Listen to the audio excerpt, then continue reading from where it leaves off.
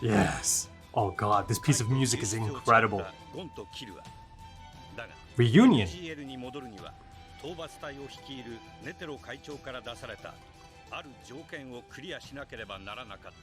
Hey, fit change. 2つに割って互いに持つんだ。これで仲間の証や文書の証明にしたりする。今回の場合は資格がそれぞれ片方の割り符を持っている。倒して奪えってことだな。Beautiful, beautiful. Look at this. Now then. Whoa. Whoa. Palm. I like her. Wow.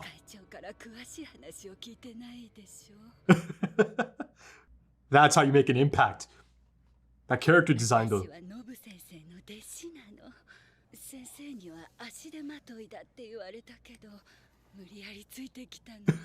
The voice acting and the sugar.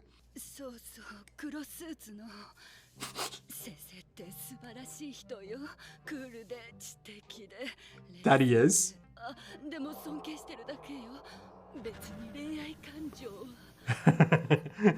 I like her. How cool.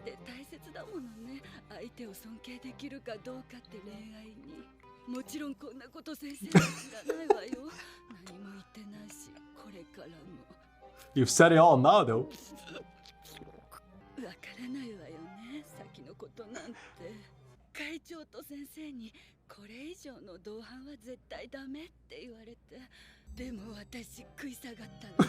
Yeah.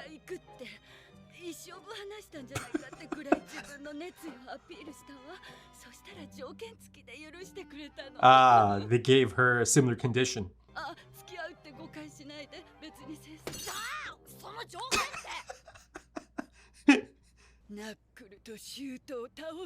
Knuckle and Shoot, the two assassins? Oh, I thought she's one of the assassins. Ah.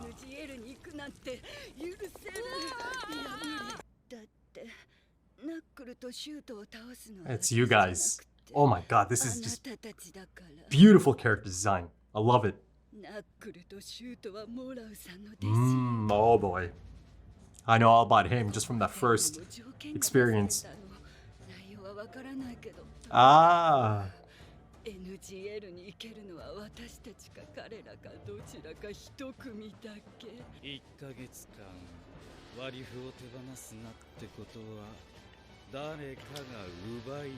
Okay, okay, it's coming together.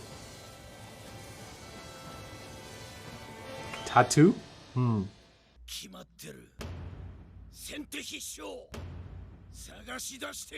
Whoa.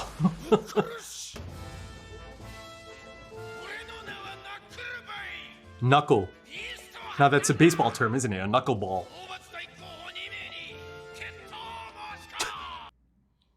His design feels like super anime, like almost kind of like retro anime.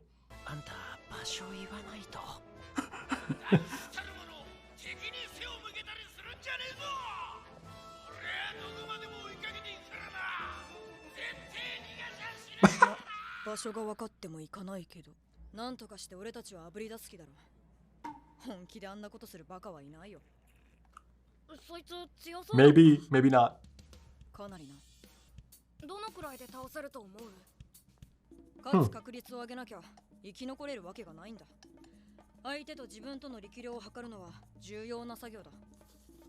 そのために俺たちがしなきゃならないことは2つ。少しでも基礎能力を上げることと相手の能力を知ること。Yeah, here comes a mini training arc component of it. 減するの時みたく対策が立てやすい。半分賛成、半分反対。Go on then. 基礎能力を上げるのは俺も賛成。でも相手の能力は知らなくていい。If our fundamentals are good enough or exceptional, then maybe it won't matter. リスクが高くなるだけで。でもそれが普通でしょ。The unknown. That's right. Yeah, yeah, yeah. 俺たちの目的はナックルたちを倒すことじゃなくて、強くなって NGL に戻り、カイトを助けること。つまりどんな敵かわからない状況で戦っても勝てるっていう。 Precisely, Gankun. 下準備が必要な勝ち方なんて意味ないよ。そりゃそうだけど。 Look at that. Yeah. Perfectly balanced. それじゃ遅いよ。1週間。 Ooh. それで強くなって NGL に戻る。 I mean, it is. No. I know that voice. ビスケ And Palm. Oh, I did not expect to see her this soon again. あなたたちのこと調べただけよ。どうやって？だってビスケとは私の能力を使えばいい。Ah. さあ、時間が惜しいわ。モラルの死と抹殺系。 Oh my god. 嫌です。あのジジイはね、人が悪いんで有名なんだわさ。あいつが1ヶ月でやれっていうのは本当なら1年かけても達成困難なことだったりするの。Gon's got a different idea.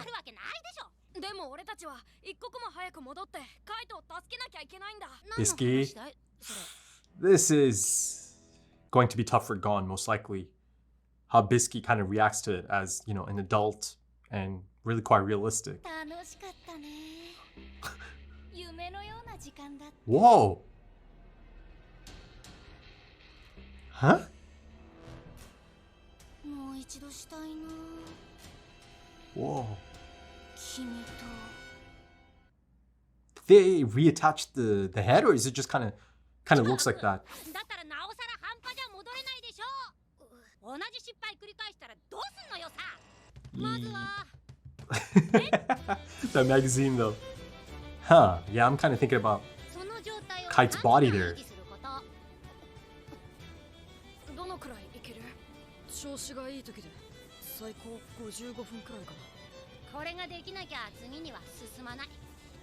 Okay, boys. They are going to be on the line, right? So train like it.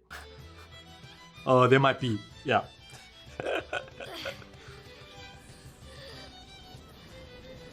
Okay. Killua. Tough road ahead, boys. They know the challenge ahead of them.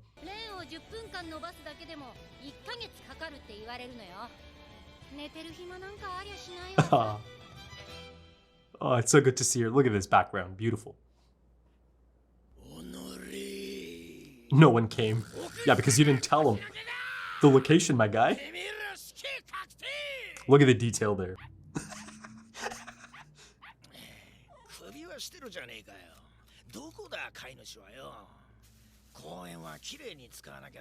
Oh.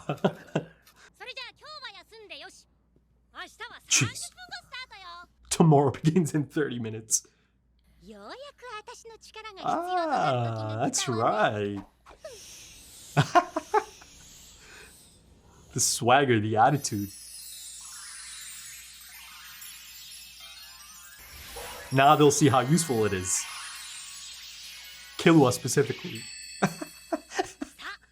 The prolonged animation though. Pink relief. There you go. It's so good to see her.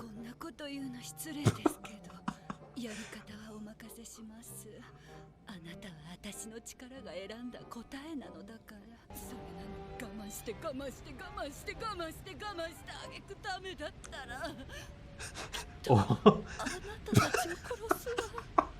I love her. I mean, okay.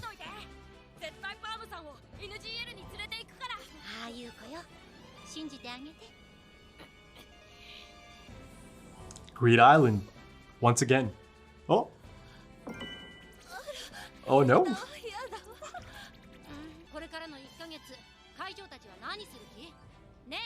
Checking it out first. Really? Perfect. Perfect.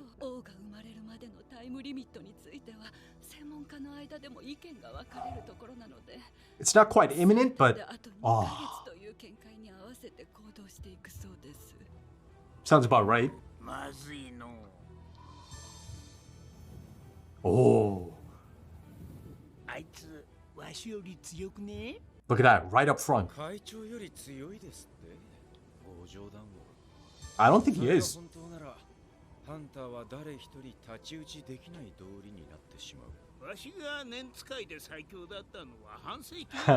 Yeah. But that's interesting though, isn't it?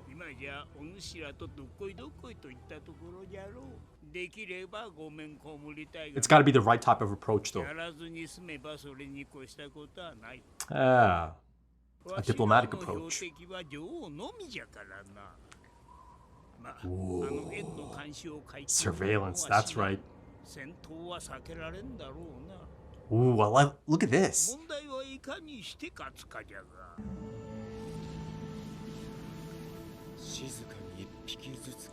Right. Whoa, little portal. Go on, show me. It's a big ass pipe. Hold on. I'm sure it's cool. Ah.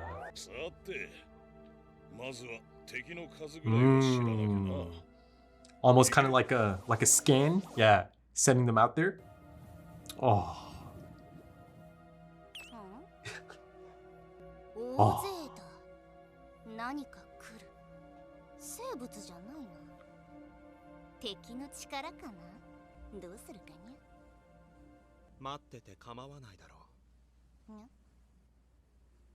Whoa.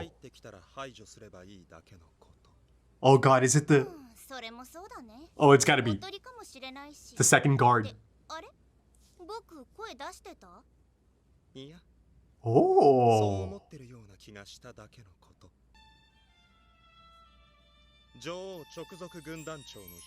Look at you. Shia LaBeouf? I'll have to hear that again. Now I've got two really petite Shia LaBeouf. Elegant, flamboyant.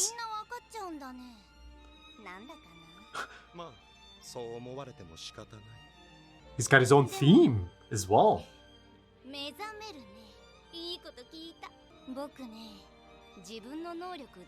Right, the hot suit. What the hell is going on here, man? I don't like it.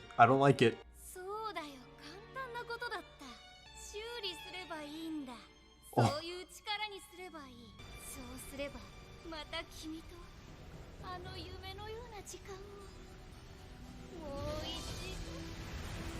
Oh god, it's insane how... Wow, look at the detail. Beautiful stuff, man.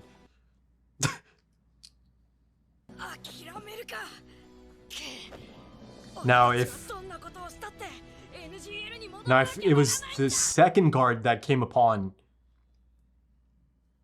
Ramot, he would have been toast.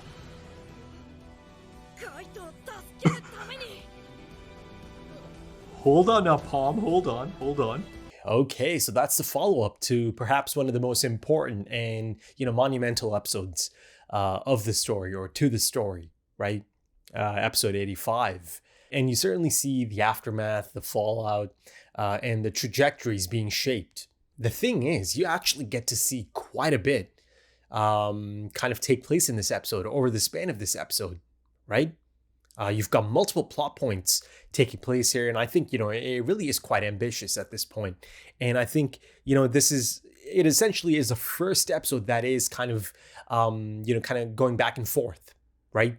Now you've got two separate storylines. I mean, separate, I say separate lightly because, in the grand scheme of things, all of this is kind of, connected. I mean, not even in the grand scheme of things, it is connected. Because the characters I'm seeing on either end of this transition, be it the NGL and that crew, and then, this village and this crew. And of course, it's in the title, Reunion. I've got Bisky back in the house. It's lovely to see Bisky. The thing is, every single time she's on the screen, and just knowing that, the boys have been reunited with Bisky, I just kind of kept getting this smile on my face. right? I just couldn't help it. Bit of a different look for Bisky. She's looking quite fab. I mean, listen, at this point, it's just really, really damn impressive. It's already been really quite impressive, but now it's beginning to feel like Tagashi can just kind of summon these new characters out of nothing. All of a sudden, he'll just introduce 1, 2, 3 new characters. I mean, the roster that's been introduced just in the past 2 episodes is just so damn exciting, isn't it? Right? Because all of them, just on their own, are really interesting characters already, right? And in this episode, I got perhaps the most interesting and intriguing of all of them, for me at least, Palm. My God, this is, my goodness, this is, quite the intriguing character to say the least. But more on that later, and more on Palm in a bit. But alongside Palm, you've got Knuckle, you've got Shoot, who I kind of get a glimpse of, and then I kind of get a silhouette, a little bit later on in the episode as well. But yeah, Knuckle and Shoot, who are Morel's pupils, right? Who was introduced in the last episode alongside Nov, who happens to be Palm's sensei, right? And this is someone she really looks up to quite a bit, much like how she's kind of taken to Gon by the end of this episode. She seems to have developed a soft spot for Gon. And, I'm kind of, tippy-toeing around it because it's a bit more than just, a soft spot for Gon. It's kind of alluding to something else entirely as well. But listen, I'm going to try my best to look beyond just that aspect of it, right? Yes, it's there. Yes, it's a little bit uneasy, right? It does kind of bring out certain, connotations in all of that. But, given the character design, given her disposition, and just, these mannerisms and how she is around people and the things that she's reacting to, right? I think there's a lot to kind of dissect and look at beyond just the surface level, her developing a soft spot for Gon. In my opinion, at least, I can only give you my take on it. My take on, just seeing the things that I'm seeing play out on screen. But yeah, Palm is just a standout. The thing is, once you consume enough storytelling in all the different mediums, right? Once you've taken in all kinds of it. So at that point, it's characters like Palm that really kind of get me to sit up in my seat. This is just such a unique character. Now, that's not to say that, there's not other really unique and interesting characters in Hunter x Hunter. I've taken to many of them and I love and adore many of them. But, there's a few, Hisoka being one of the other standouts from earlier in the series, that really, really feel quite, unique and quite different. And, Palm certainly feels like a Hisoka type character to me. Now, unfortunately, there's a specific reason that's not maybe the greatest reason to be compared to Hisoka. Or I don't know. Again, let's talk about it in a bit. And if that wasn't enough, right? Togashi gives us the second member of the Royal Guard as well, right? FILMBuFF or FILMBuFF, one or the other, right? I think I'm close enough. Now, of course, immediately I thought of Shia LaBeouf.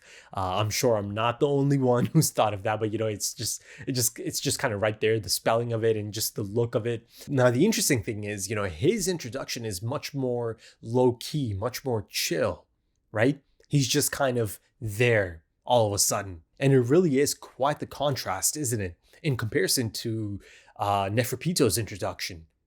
Now that right there is the grand spectacle of an introduction, isn't it? Right? It's one of the moments of the anime, one of the standout moments, one of my favorite moments for sure.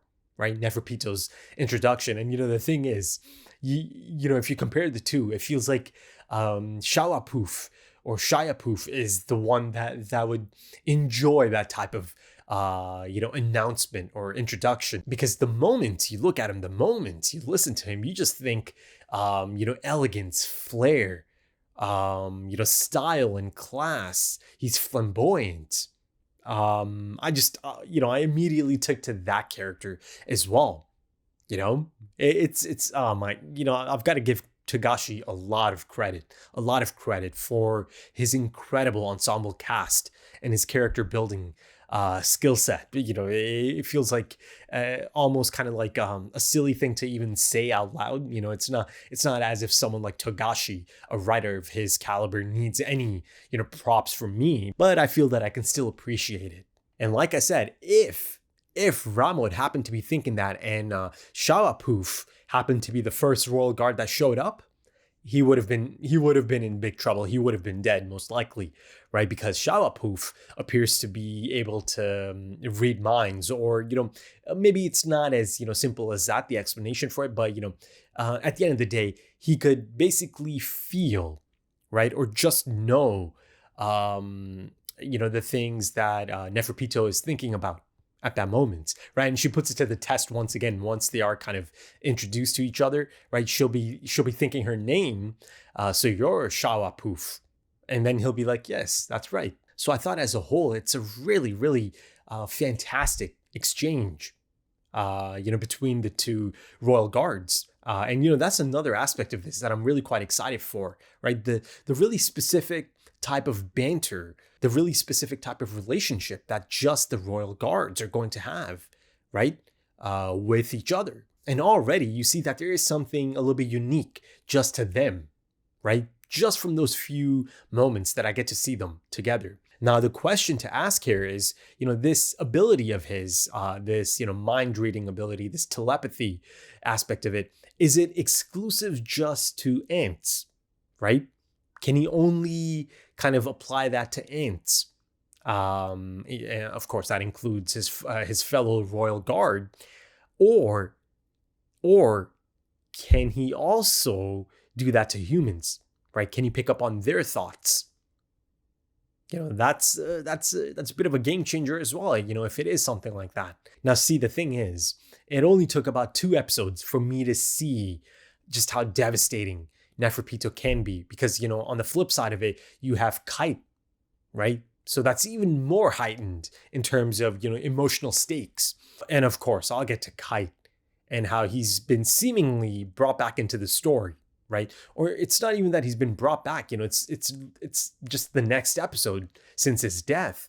It appears that he's certainly a part of the story. He is going to continue being part of the story. But of course, the big question and the big concern is that, is he about to be an active participant from this point on in the story? Much to explore.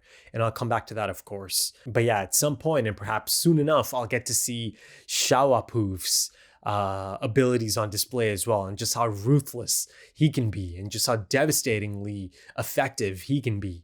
Now, in terms of him just kind of being there all of a sudden, just kind of showing up, and Neferpito not even really kind of picking up on it until he speaks. I'm not sure if that has anything to do with the fact that his Zetsu might be, I don't know, at play, or if it's just as simple as, okay, it's not really a threat, so it doesn't really register as a threat. Now, my immediate thought was that it's not really anything to do with her not being able to detect him.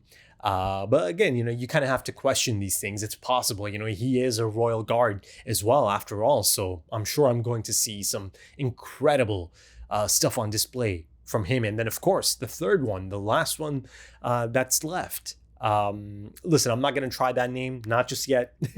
All I know is the last part is something like Yuppie, right? I kind of looked at the spelling. I'm trying to pick up on certain parts of it that are kind of easy to break down. Yuppie, the last part seems the easiest at this point, but also the beginning, Mon, right? The middle section is the one I'm not really going to try yet. So Mon and Yuppie at the end. But I also kind of touch up on this, and then I kind of hold back because of the dialogue. Now, I made the point, I pointed out that these two, Neferpito and FILMBuFF, or FILMBuFF, both of them are really quite, I don't know, slender and petite. Now, of course, that doesn't reflect at all in their abilities, or how devastating they can be. But it kind of had me thinking, is the third one also about to be similar in build, Or is the third one possibly going to be someone a bit more similar to Morel, right? You've got Nov, who's a bit more, I mean, he's not slender, but he's a bit more smaller, at least in comparison to Morel. I've seen a few of these types of characters, right? There's a few small ones, a few slender ones, and then there's a few big ones. I kind of referred to Morel as a brute, at least in his look. So, perhaps there is a possibility the last one could be a bit of a destroyer type build, right? Big, brute. Now you can kind of see the silhouette even in the egg itself. I remember seeing Neferpito's silhouette, and the first time I see that tail move, you could see it's a small build even inside. This one, I'm not sure if I got a really good look at it, but it looks a bit larger, certainly than Neferpito. But even if that isn't the case, it'd be really, really damn cool to have these, slender and almost petite royal guard, right? All three of them. And I'm sure the FILMBuFF is going to have his own duties or his own role or his own job, right? Much like Neferpito at the moment. And I'm sure that the third and final Kingsguard is also going to have its own, specific duty and job, right? And role. I think role is the best term to use here. All three of them have their roles to play in this. But yeah, it's a great introduction. There's that one shot of him. I mean, listen, man, it's going to be really, really quite difficult to decide on the thumbnail for this one. So, don't be surprised if I kind of switch back and forth a few times until I kind of, land on the right one, because, you've got FILMBuFF, who is a royal guard. And it's a big deal. And, there's some beautiful shots of him in this. You see the wings in that one shot. Right, it's him centered in the frame, and it's just an exquisite look at him, and it really is quite fitting, right? But then you've also got Palm and some stunning, beautiful imagery, right? Giving her really unique and striking character design, so it's going to be tough, because either one could be the highlight of this thumbnail. But yeah, after I finish this, I'll get into Photoshop and I'll try out both of them, try out a few different ones, and see if I'm kind of leaning towards highlighting Palm for the thumbnail in this episode, or for this episode, or FILMBuFF, right? I think you can't really go wrong with either one. But remaining in the NGL, the depiction of Neferpito's N, ooh, I love that. I mean, it almost kind of felt like this living extension, right? Almost kind of like a creature, right? Reaching out, those arms, almost kind of like tentacles, right? Though, of course, Netero and, his two men are just at the right distance, keeping their distance, right? That she's not able to pick up on them. But, Netero knows that she's there. Right, he's had a good look at her as well, and he thinks and he claims and almost immediately puts it out there that I'm not stronger than that thing. That thing right there is much stronger than me. Now, listen, Netero's a difficult one to kind of gauge, right? Since the beginning, he's always had this playful nature about him, right? You go all the way back to the airship, only for a split moment, I kind of get a look. Maybe a true look at Netero, right? As he's trying to get a reaction out of Gon and Killua. But even then, that's just him kind of trying to see if they are going to react to malice, that really specific brand of aura that he's kind of, putting out there, the bloodlust and all of that. But you see here that he's really quite playful, really quite laid back and chill about things. But, that doesn't mean he doesn't get serious. Right? He understands the gravity of the situation. And, he even tells him if at all it was possible to just kind of, resolve this without having to fight, without having to engage, he'd take that route in a heartbeat.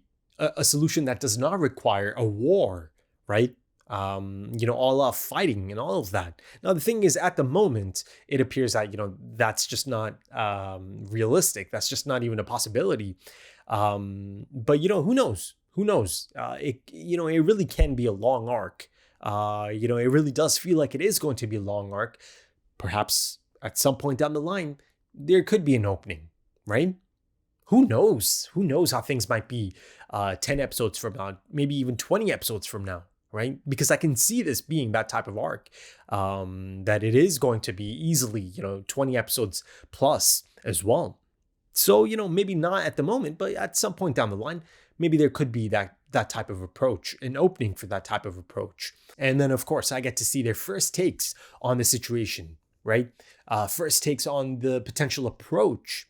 As Palm confirmed, right? They're essentially, poking and probing at the moment, right? Recon and all of that. Hell, I see Morel's recon bunnies kind of go off and do their thing. And yes, Neferpito sees them. And again, that also is by design, isn't it? I'm sure Morel's trying to gauge her reaction or their reaction to this site, right? To the nature of these bunnies, right? So it appears to be, I don't know, an emission, but also manipulation as well. And it's not a missile launcher. It ends up being a big ass pipe.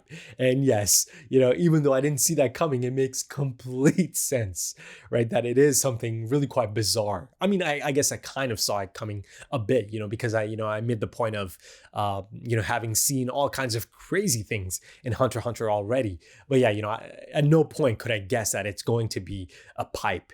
And he's going to blow out these bunnies. But also you do kind of get to see the collaboration aspect of it, right? Because Nov, right now, his ability is a bit more I don't know, maybe not interesting, maybe but a bit more, I don't know, mysterious, right?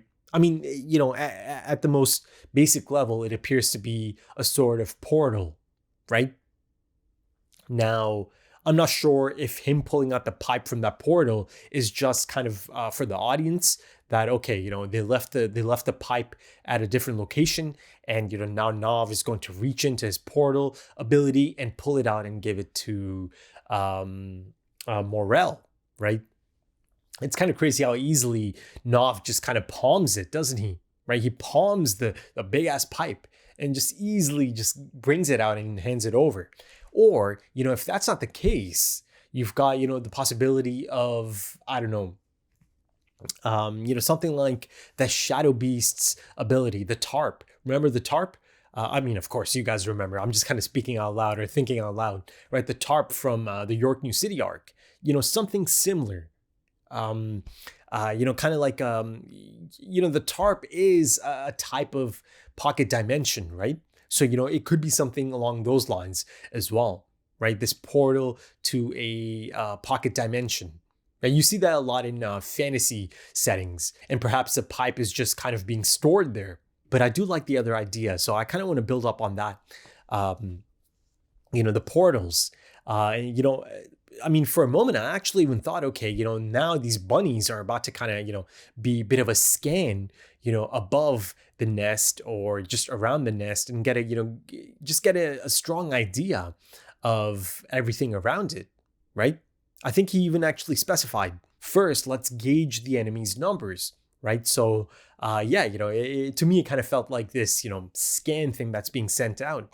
So to me, it also kind of felt like once that happens, they kind of have that information, kind of like a blueprint of sorts. And maybe that might allow Nov, to kind of open up the other end of a portal, without actually being there first, right? But also that being said, it could be a case of, to open up a portal, you kind of have to be there. You have to kind of, make ground. It has to be, or it must be a location that you've actually set foot in and then you've come back from. But, once you've been there, you can kind of open up a portal. And then, you kind of begin to see how this portal ability could be used to take out these Chimera ants. And as Nov specified, right, exterminate the ants in silence. One at a time. So yeah, I am happy that I was on the right track about that approach, because it really felt like the right approach to take at this point. These men, and of course that includes Netero, are far too intelligent to just bamboozle, the nest to bamboozle the ant. But the thing is, that's not even a possibility. That's not even an option, right? You're not going to go to the nest at this point. Again, given the surveillance that's in place. But going back to my point about Netero and him kind of being perhaps humble and him being just playful and, goofy and just kind of joking around a bit. I mean, listen, man, these types of characters, these experienced old heads, people like him, people like Zeno, these, you just know, because a lot of us have seen these types of characters in other stories, right? You just know once it's time and once it's their time or their chance or their turn to step out, right? Or step up and do their thing, you're about to see something iconic, something legendary, right? You're about to see some serious shit. And, in my mind, that's how I've always kind of looked at Netero, even since the Hunter exam arc, that if this guy was to step out there, I'm sure it'd be pretty damn insane, pretty damn exciting. And now all this time later, there's an opening for something like that, right? I may get to see Netero do some crazy shit. Right now, again, that component of him kind of being humble and, claiming that, okay, that thing's stronger than me. I think I believe that.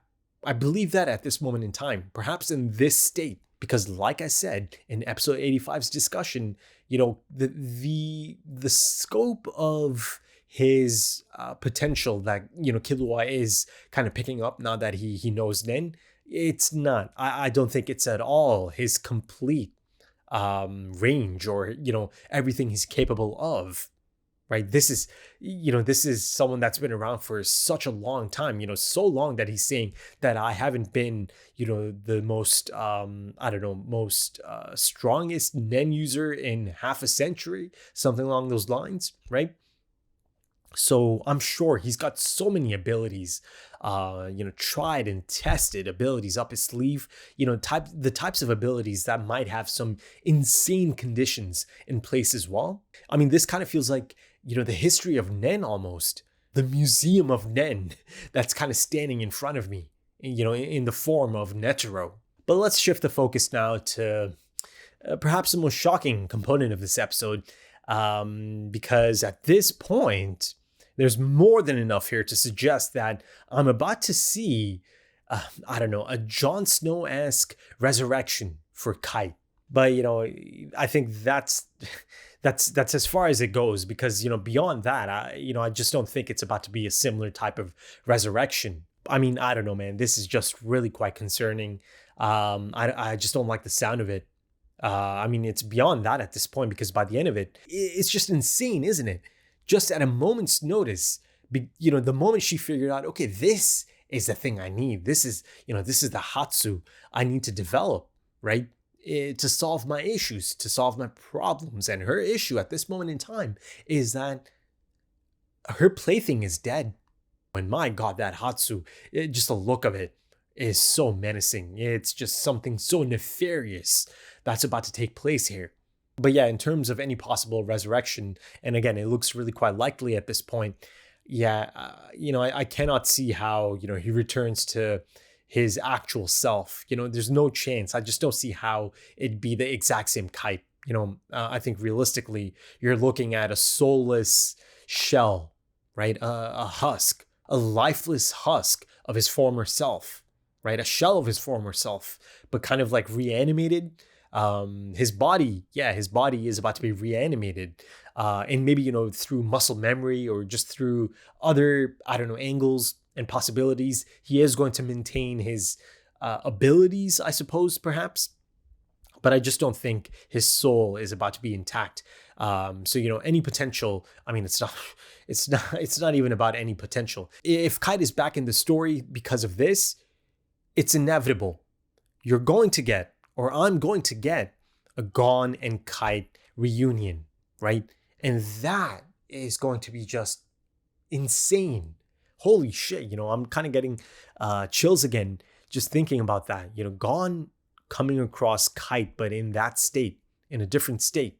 Not really Kite, not truly at least. That has a potential to be a chilling scene, man.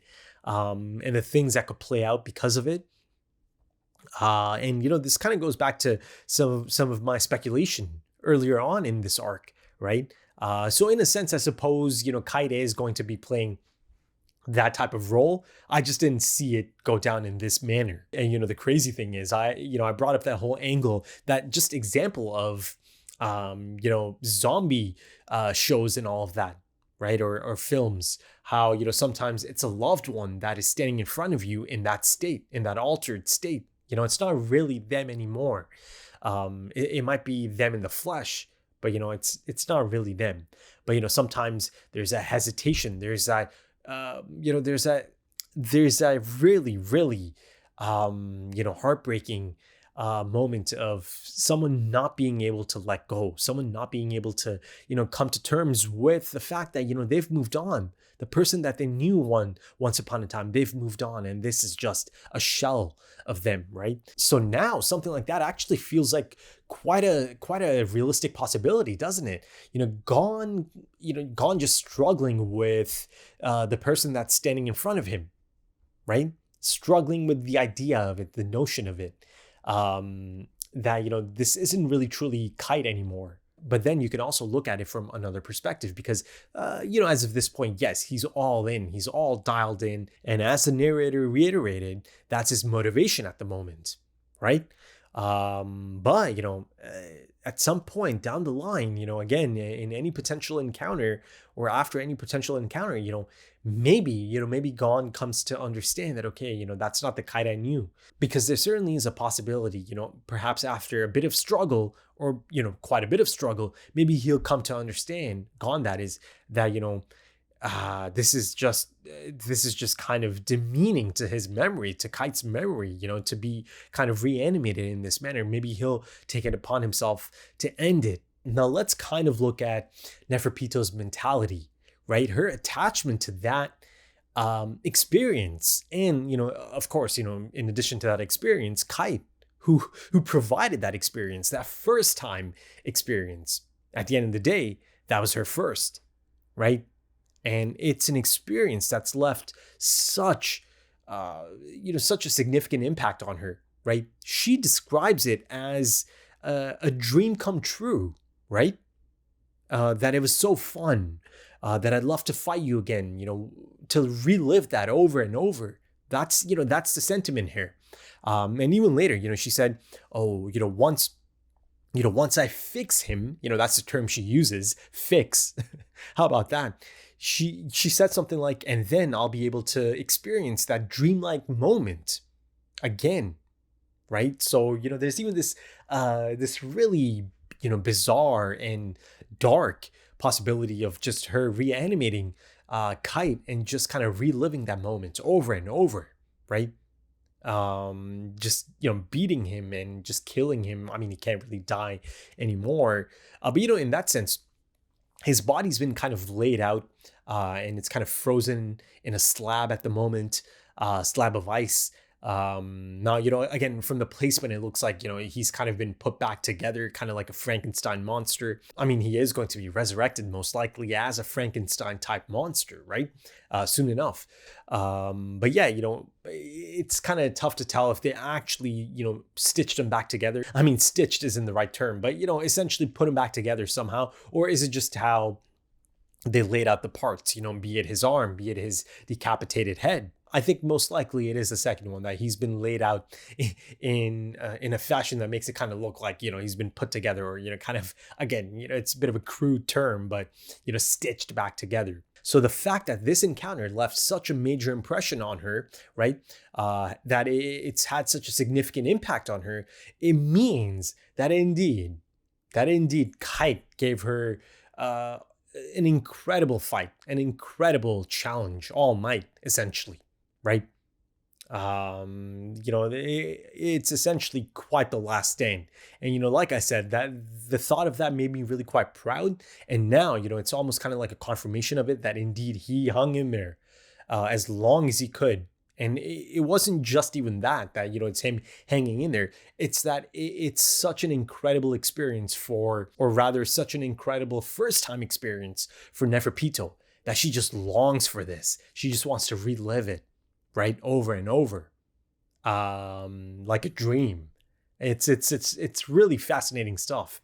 This attachment that she's developed because of her first time here. But yeah, like I touched up on a little bit earlier, perhaps getting a bit of inspiration from FILMBuFF, she begins to really think about developing that ability of hers, her Hatsu.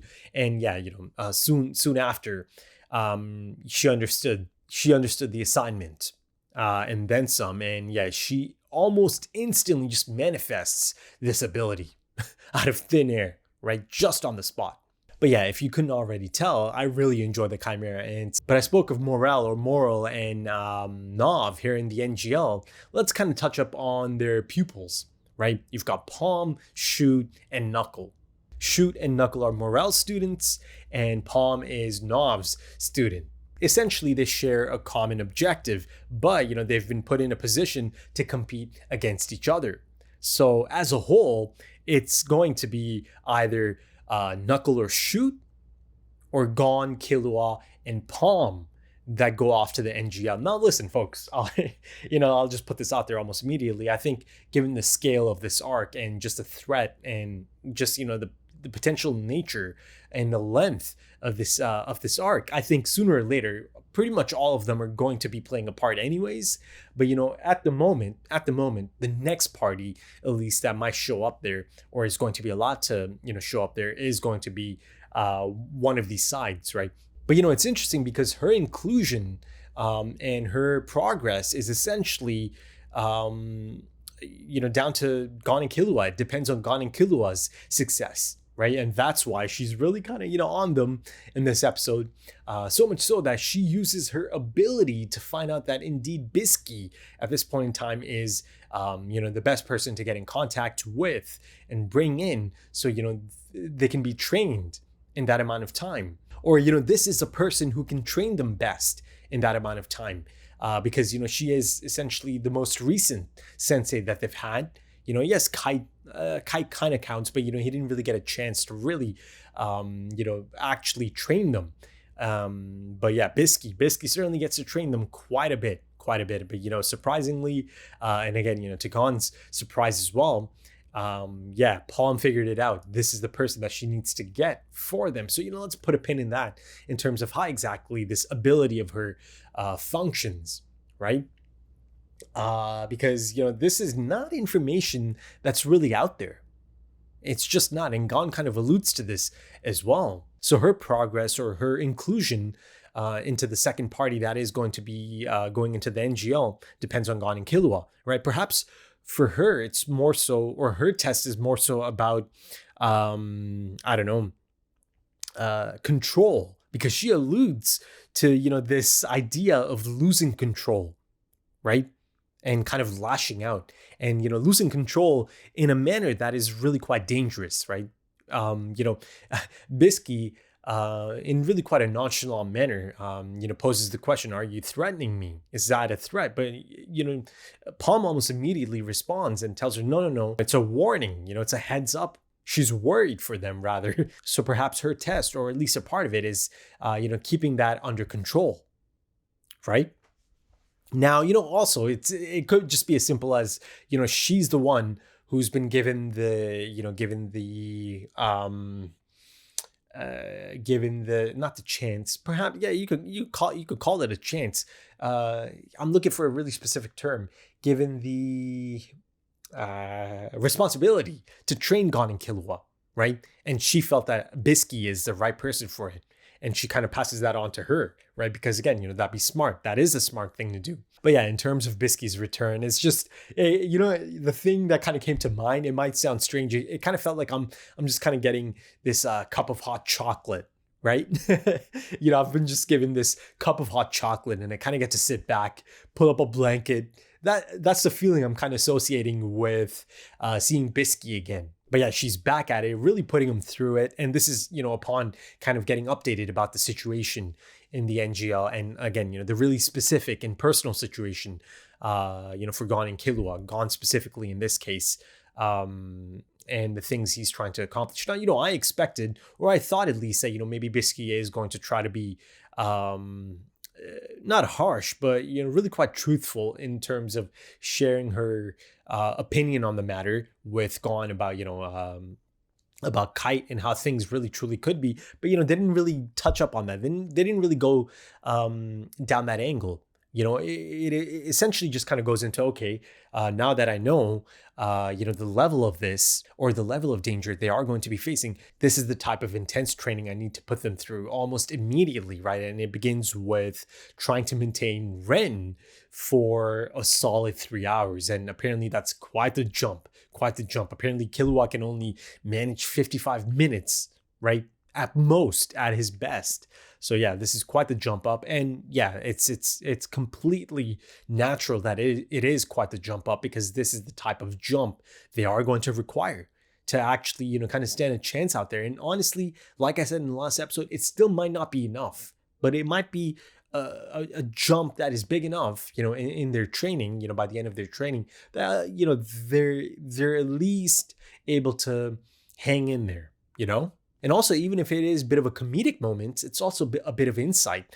She says something like, oh, that man's famous for his nasty nature, right? I'm speaking of Netero. If he tells you to do something in a month, it probably should take you an entire year, realistically, right? So in that sense, he's actually kind of similar to Gon, or Gon's a little bit similar to Netero, isn't he? Because you have someone like Gon who's been given the time frame of a month, but he's like, nah, that's too long. But of course, there's other things at play as well. In his mind, he legitimately believes Kite's out there. In a month, it's too long to leave Kite out there. So he set himself a different target, right? 7 days. But then, of course, bit of a reality check from Bisky. If Netero said a month, it's actually something that would probably take a year for you guys. But even before they get reunited with Bisky, there's a really interesting scene, and it's, like I said, perfectly balanced. Both Gon and Killua are making really valid points here, right? In terms of the approach they should be taking. And essentially, because of it, Killua is reminded once again of just how dead set, how locked in Gon is on this belief that, Kite is out there. There's a one shot of Killua. It's a really tight shot of his expression after that. I felt that it was really quite telling. But, Killua, again, his approach to this, or the approach he wants to take, is certainly in line with, the things that he's learned anyways. Since the early days of assassin training, perhaps. So he always kind of incorporates that into it, right? It's just a part of his mentality to kind of be in control, to know as much as you can. Killua's controlled approach, or his quantifiable method, is all about assessing the chances of victory, based on things like gauging the strength differential between you and your opponent. And then, of course, Gon's approach is really quite Gon, isn't it? Makes so much sense. And he makes a lot of sense as well, right? And Killua knows it. He understands it as well. Like I said, both of them make a lot of good points here. But, Gon's approach is all about, they must be strong enough to defeat enemies that they know nothing about, because ultimately that's the major task at hand, right?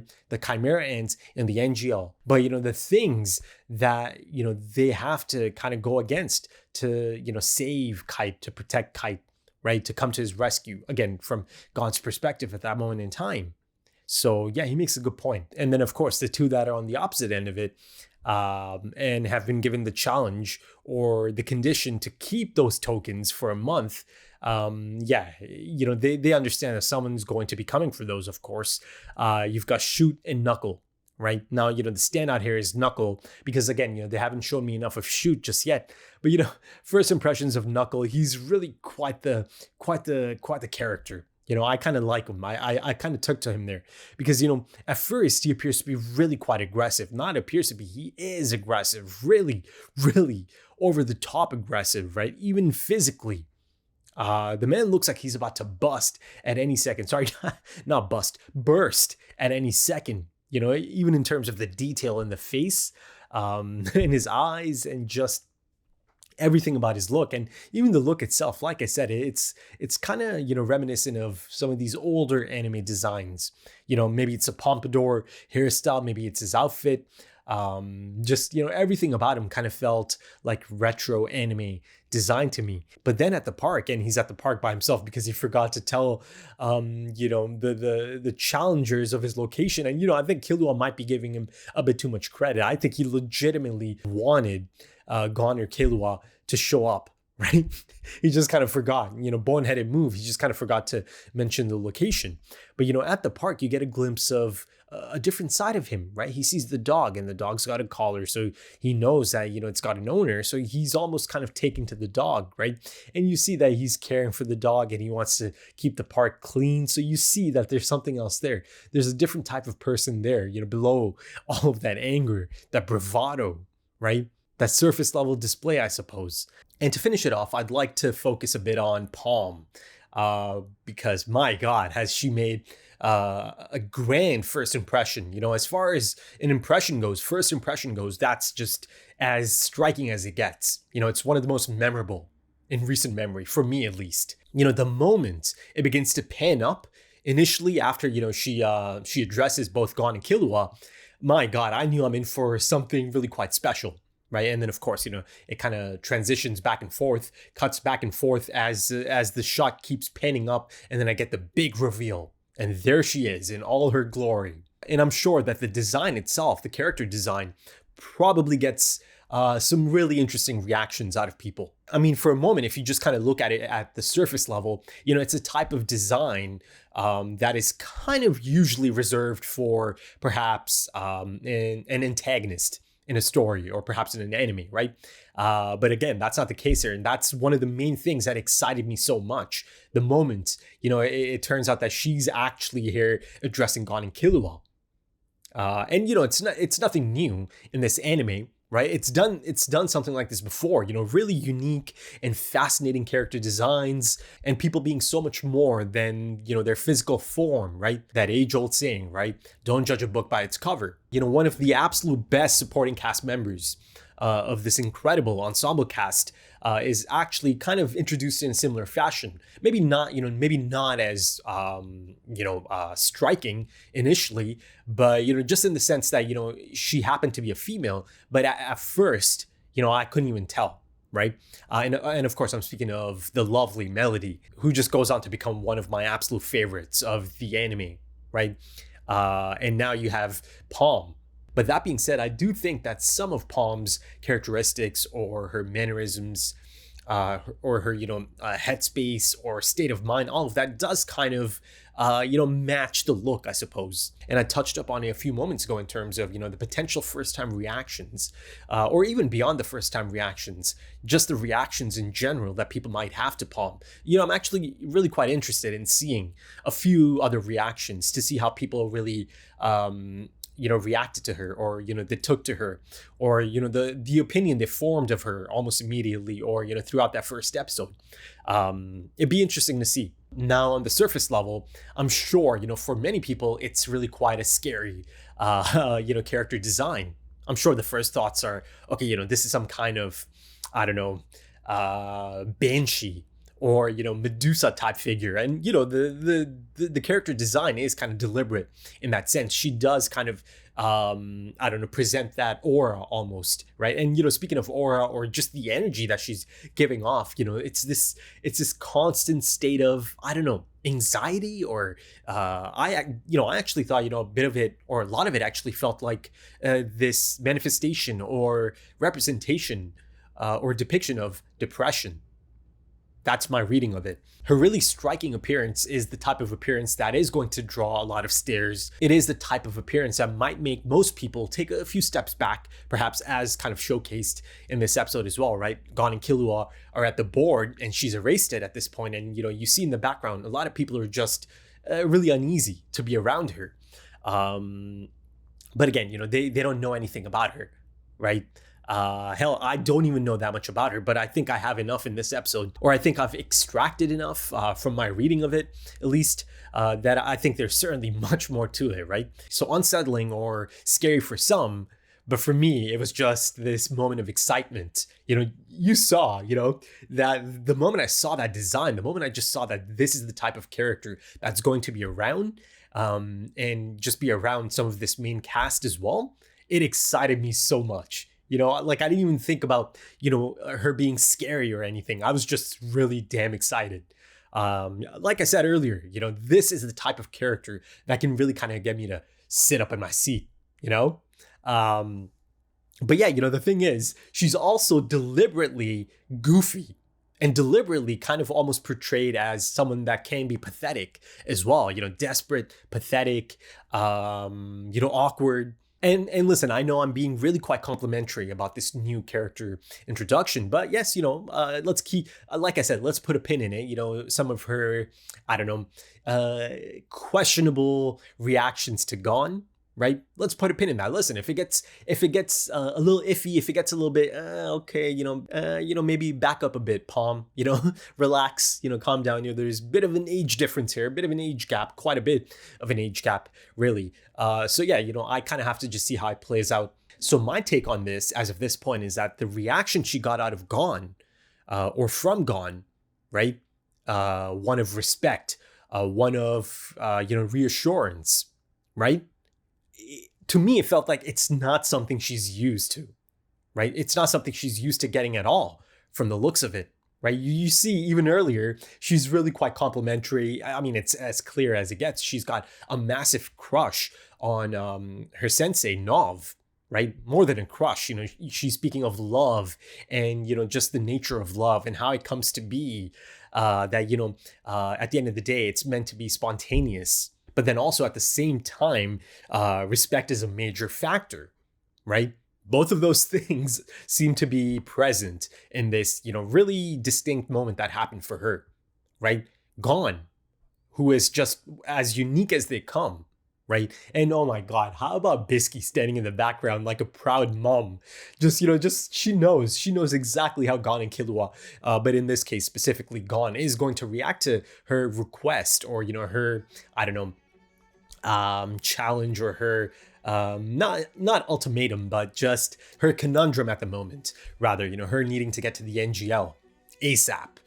And even though, you know, there's quite a comedic element to that scene of them, you know, at the restaurant or at the cafe, you see that she just goes on and on, right? And she goes on tangents as well. And to me, it really felt like, you know, this isn't something she gets to do much, to, you know, talk to people in this capacity and really just share her thoughts, everything that's on her mind, right? I mean, you know, it's clear that this is certainly someone that's in need of affection. So yeah, going back to that final scene, you see that she's not really used to being reassured in that manner, to be respected in that manner, that her wishes are being respected and that they do matter, and that ultimately she is being treated with kindness. And I think all of that kind of plays a part in her reaction.